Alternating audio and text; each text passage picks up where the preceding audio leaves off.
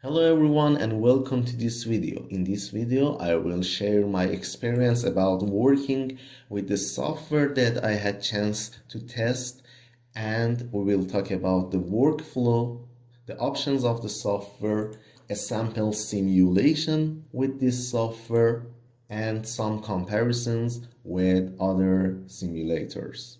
The software released by EMWorks, and you can remember EMWorks software was adding working with SolidWorks. And this year, this company released a standalone software. But now with the standalone EMWorks product, you don't need any other CAD software. EMWorks comes with a powerful built-in CAD engine based on Autodesk Inventor. You can create all of your geometry with this powerful CAD in the standalone software EMWorks Studio. Let's start a new project with this software and see what is the abilities, how we can get the results. And I'm learning this software recently and I want to share all of my experience with you too. Let's close this sample project and start from the beginning. We can see the menus are well designed. You can go to the standard or motor wizard. A standard is the part that you can create different geometries and simulate almost everything in that. And motor wizard is a wizard that helps about simulating special motors. Until now it has PMSMs, Permanent Magnet Motors, and I think more templates will be added to this software. This motor wizard is a template based solver and we can easily define different permanent magnets. I hope we will have more templates like inductions, SRMs and other machines in motor wizard soon. Now let's create a new design. It has inner BPM and outer BPM. Let's try the inner BPM. After the software creates the model, it's a good option that initial model has values. We don't have to insert values from beginning and have everything before starting the simulation. It is what's here in this MZ Manager window. We will have the numbers, values of rated RMS current, rated voltage, and everything about the sizes of the rotor, stator, winding, and material. Yeah, it's a good workflow. We can follow it and change the values if we need to create another motor. Let's first have a look on the different windows. Here is the project manager. We have the design, machine, analysis, mesh, and report. Of course, we can't have a report right now. These windows shows the motor with different views. Yeah, it's a good idea. If you want to change the rotor, I think instead of changing the values from the table, let's try something. For example, the width of the magnet. W4 is 16 millimeter here. W4 magnet width. Let's change it to 10 and yeah, it will apply in the views too. All the views are updated. Now let's check if it's possible to change it from here instead of the table. It's a very good option to be able to change the values from the graphical design, because I think in ARM Expert we couldn't do that and it has some difficulties imagining the correct values. Let's do it, for example 16, and yes, it is updated here. This design is not changing because it's the default shape that has to display the sizes. So this view will not change, but we can see the changes in the full motor model. And we can do the same in the slots too. Yeah, it's a good idea. 10, we can make it 12, for example, and change.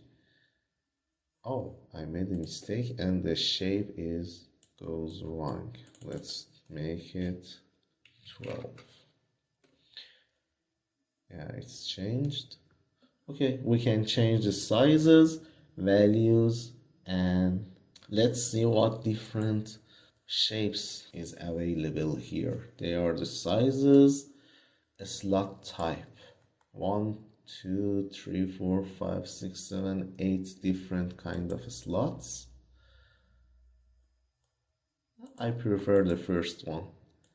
And each one that we choose has different sizes needed to be defined. Okay, it's a good option. Let's go to the rotor. The default value is V-type magnet, interior permanent magnet with the V shape, but I think other shapes are available too. What is the Pyrus? Yeah, it's the IPM motor of the Pyrus. Yeah, and there is other options like inset. Let's check the inset shape. Let's zoom it, and yeah, in inset we have iron part in middle of the magnets and surface radial magnets without iron part. Okay, so we can have different shapes of the rotor and the stator slot. Bread loaf magnet, let's check it. Yeah, as my experience, the bread loaf magnet has lower cogging torque because of the shape of magnet, especially if we use some offset here. If we can change the magnet shape, it's very useful. We can, here in this view, we can create the height of the magnet and the angle of the magnet, so the offset is not changeable. Okay, we define different shapes here with different sizes, and after we had the model, let's see what options do we have here. If I click on the stator, it will just show the stator here, just the rotor and just the magnets and the full motor. It is, what is the description? Show windings. Yeah, it's a very good option that is usable for more complex windings. In many reports or industrial design, we have to send the winding shape to the technicians, and it's a good shape. Let's show the mesh. Is it an automatic mesh? Yes, the automatic mesh is good enough. It has divided the magnet into 3, 4 layers, and important thing is the air gap is divided into some layers, 4 layers. It's a good option. Default mesh of the Ansys Maxwell is not good enough in transient. We have to define it by ourselves by applying the mesh operation. But if the initial mesh here is this per size, it's a good option. Zoom in, zoom out. Let's have some zoom out. And what is this? Animate. It shows the rotation. I think it's more useful when we have the results. Okay, let's move on to doing some simulation. What options do we have for analysis? I will try to simulate the outer rotor permanent magnet fan that I've shown in other videos. I will simulate it with this software and see the results. It's a good benchmarking from results for the results accuracy and simulation time. I will do that in next videos. Okay, we have the designs. Let's go to the analysis. In the analysis, we have 6 different analysis types. No load, back EMF, performance. I think I saw this performance simulation. It shows the efficiency map and loss map and other simulation results very fast. I think it is an analytical or semi-analytical simulation. On load, I think we can simulate the full load motor with this option, inductance, DQ inductances. Okay, let's do first the performance analysis. As I read in the help document, it is a fast analysis and we can get the result in a short time. We define the sizes of the geometry, the machine. If we want to change the diameters or any geometrical parameter, we can click on the machine design and change the material. Let's check the material again. The stator material is good. Wires are copper, rotor is good, stainless steel, electrical steel. The shaft is stainless steel and magnet is NDF EB N42. We will have a look on the material now. Let's go to material center and see how much material is available here. General material is air. Let's, for example, go to the permanent magnets and different magnet types. I think for example, let's search the NDF Arnold Magnetic Technology. It's a good producer. We have NDFE, neodymium iron boron, and let's find N42. Different parameters of this magnet is available here. Magnetization, relative permeability, electrical conductivity, relative permittivity, and different options for the physical properties. Okay, I will apply this material and close the...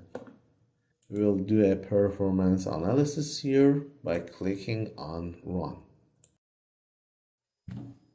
To have a better view, I changed the model and analyzed this interior permanent magnet. Now let's see the results and other options that this software can offer. In the results, we can have voltage versus speed, current versus speed, torque versus speed. Let's see it. It's a clear torque diagram. The maximum speed was 7,500 and can generate the maximum torque until 2000 RPMs, and then we have a decreasing maximum affordable torque. Let's see the power versus speed, the output power, input power, so we can have the efficiency too. Power factor, copper loss. Let's have a copper loss. Because the current is fixed at the maximum rate, so the copper loss should be constant. It assumes that we have a driver that fixes the maximum current amount. And about the efficiency versus speed, the maximum efficiency will be near 95%. These are the diagrams. We plotted the mesh, and here in result center, I think we will have more options for exporting and importing and get the tables. Some things like this, different styles. It shows in tabular shape, and we can extract the material from here to import it in MATLAB or Excel or any other software. I just want to show some features. Let's close it.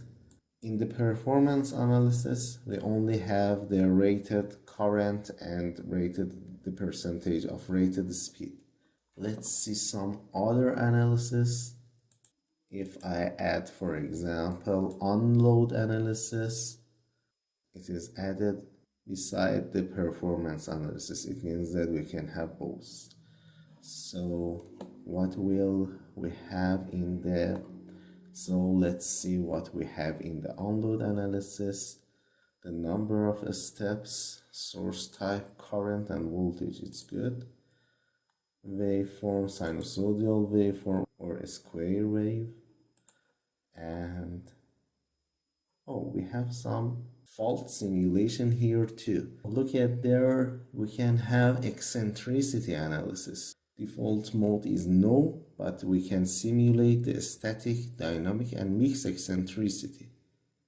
When you choose one of them, you should define the parameters of the eccentricity, the static and the angle and the speed of the rotation of dynamic eccentricity. This is the option that I couldn't find in other softwares. I use the Ansys Maxwell a lot. We can model the eccentricity in that software, but there is no default feature for simulating the eccentricity.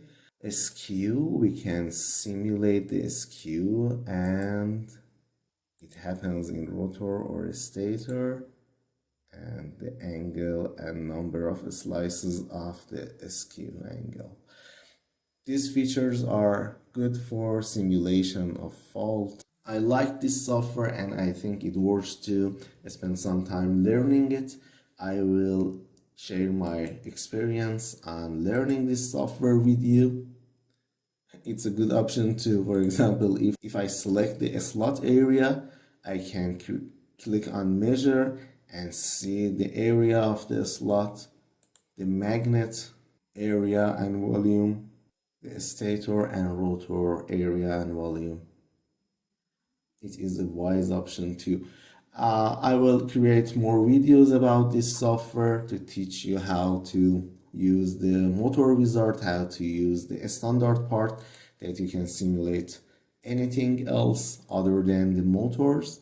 And I will create a practical simulation about the permanent magnet fans that I described in my other videos. And please write your comments and tell me what do you suggest for next video, the simulation, how to use the software, or still going through the features of this new software. If you want to try this EMWorks standalone product, I can link you to the company, or you can easily go to their website and take information from them directly. I don't know their prices for licenses, but I think it will be more reasonable in comparison with other softwares. You can contact them and get a quote for their software. If you liked the video, please hit the like button and let me know your comments to create better videos. Thank you.